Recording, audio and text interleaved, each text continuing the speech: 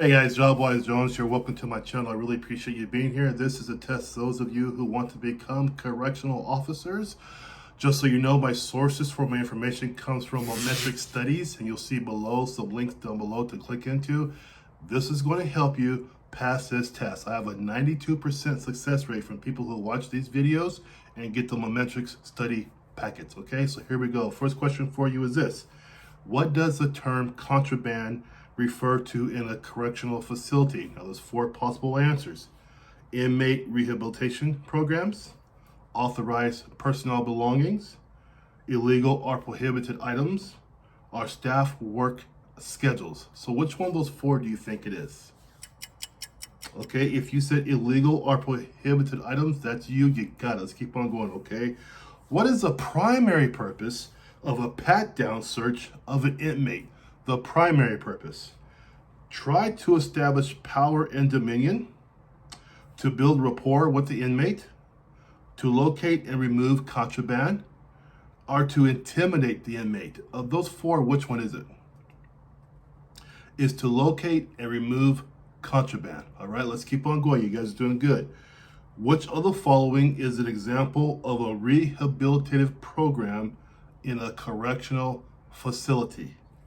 Is it solitary confinement, restorative justice circles, excessive use of force, or lockdowns? So which one of those is it, guys?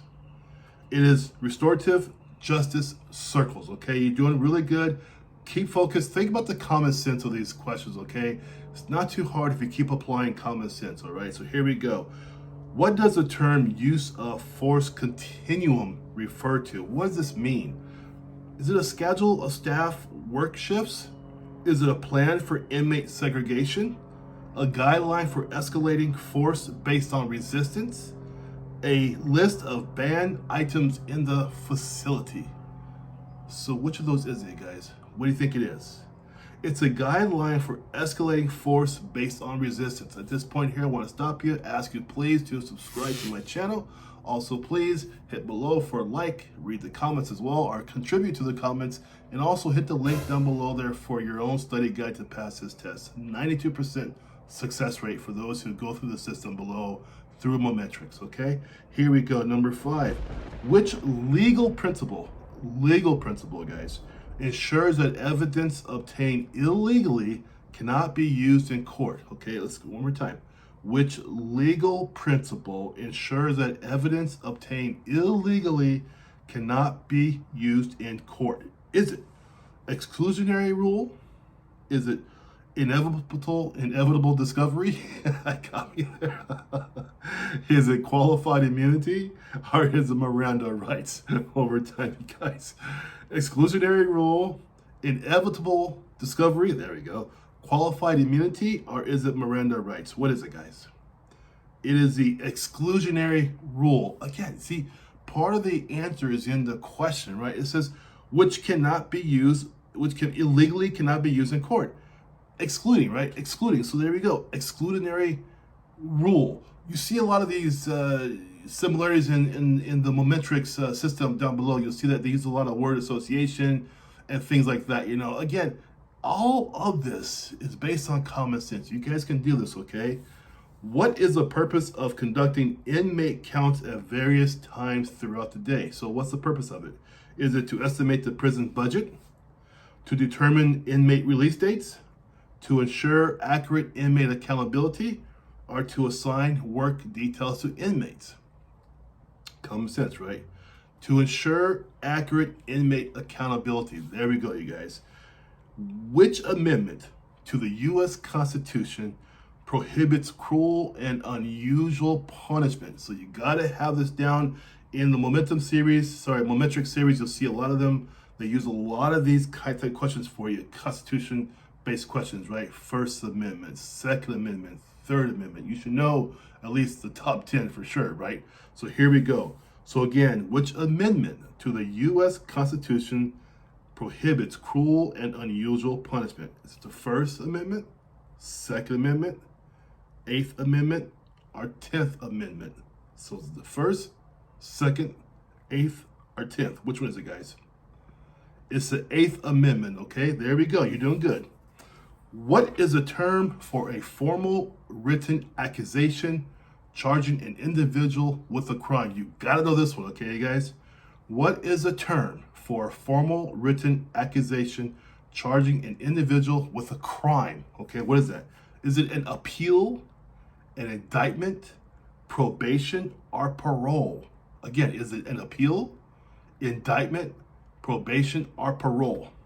It is, of course, you guys, an indictment.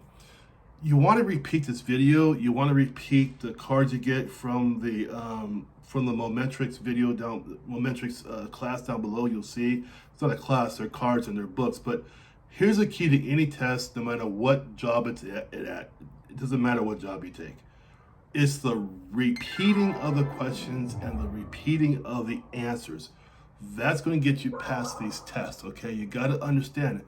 It's all about repetition, guys. Okay, this is why I'm doing this slow. I'm telling you guys about using common sense. There's always a piece of an answer in a question, right?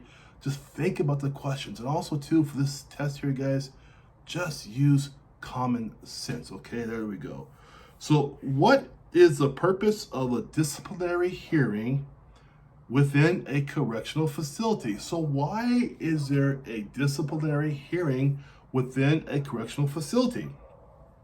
To determine inmate release dates, to decide meal schedules, to address alleged rule violations by inmates, to assign work duties to staff. So why do you have that?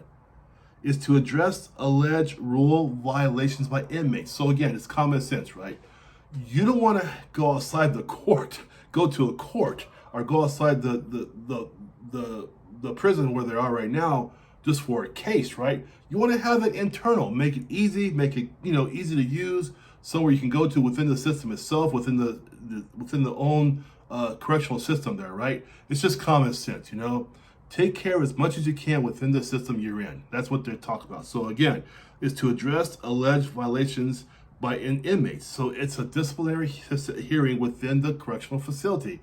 It just makes sense all the way around. Instead of transporting some guy to the court, as 2 or 3 SEALs, you gotta go there, you gotta go back and forth, a waste of money, so on and so forth. Much easier to handle it, internally. Okay, so there we go.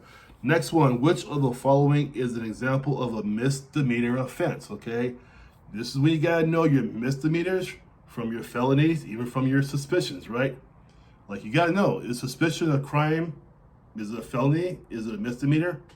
No, it's neither one, all right? Suspicion is just suspicion. It's not a misdemeanor, not a felony, okay? But back to the question. Which of the following is an example of a misdemeanor offense? Murder, robbery, assault, jaywalking. So which of those is a misdemeanor offense? Murder, robbery, assault, or jaywalking? It's jaywalking, of course, right? It's a misdemeanor. It's very small. You guys probably already know this already, but misdemeanors are small, felonies are heavy, right? So jaywalking, it's a misdemeanor, okay? Which correctional facility staff member is responsible for supervising inmates' activities and assuring their safety? So again, which correctional facility staff member is responsible for supervising inmate activities and ensuring their safety? Who's this? Is it the warden, parole officer, probation officer, or correctional officer? CO is the correctional officer, but for the test, I know this in the MITCH'S system, you guys got to know what the warden does, what a PO does, and what a probation officer does. You got to know all 3 for those roles, because MITCH'S explains it like they say in the book, is that because you have to know what your fellow colleagues are doing within the law enforcement system. Okay, now I kind of paraphrase that, but when you read through, when you buy the book or you buy the cards through MITCH'S, you understand that how they explain that there's an interconnected behavior with you as a CO with your other professional colleagues out there in the field. Okay, you'll see that when you buy the book. Okay, number 12 is, what does the acronym, first of all, you got to know what an acronym is, right? What's an acronym?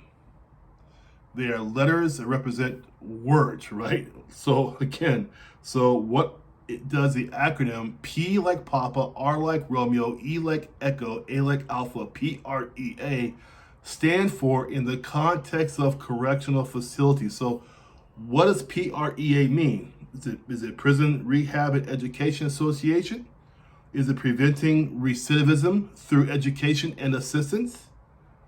Is it Prisoner Insights and Empowerment Act? Or is it Prison Rape Elimination Act? Which of those four is it? It's the Prison Rape Elimination Act. Okay, just so you know that. Now, when I read the questions to you, the third one, I put a little more emphasis on that on purpose, right? To see, maybe you might think, oh, he's really doing well to focus on that word there. It probably is that answer right there, the third one he just said, but it wasn't. It's the fourth one. So all I'm saying to you guys is that's kind of like a focus lesson, right? Don't worry about how I say it, what emphasis I use, whatever. Stay focused and keep your common sense to the question, right? That's what you want to focus on. Know your acronyms, It would help you too to know some of the phonetic alphabet as well, that's very helpful. PREA, Papa, Romeo, Echo, Alpha. You want to know things like that if you're going to become a CO. And the more you learn before you become a CO, the better of a CO you're going to be, okay? I wish you guys the best. I'll make more videos. Let me know if you want more videos. I'll keep on testing you for sure myself using the metric system, of course, to get your own materials from metric study for your CO test at a 92% success rate. Click down below. Subscribe, please. Comments are always great. Hit the like button as well if you agree. And have a great day. Bye-bye.